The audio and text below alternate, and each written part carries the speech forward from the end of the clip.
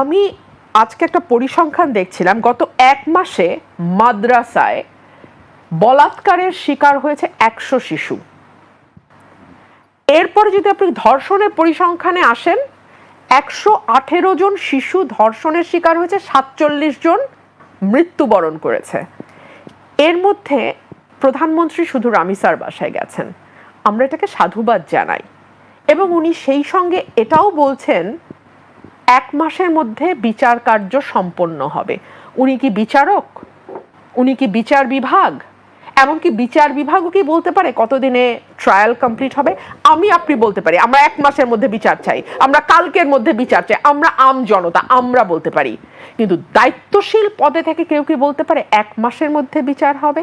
1 2 হলো, দেখুন এই যে রামিসার বাসায় যাওয়া, এটা ভালো, ভালো, নিশ্চয়ই ভালো। কিন্তু তাহলে সেই প্রধানমন্ত্রী, সেই স্বরাষ্ট্রমন্ত্রী এবং সেই আইনমন্ত্রীকে ভুয়া ভুয়া স্লোগান দিয়ে মানুষ ধাওয়া দিল কেন? রীতিমতো ধাওয়া, কারণ আমি দেখেছি তাদেরকে কর্ডন করে কোনো মতে গাড়িতে ঢোকানো হয়েছে। মানুষের মধ্যে এই ক্ষুব্ধতাটা কেন?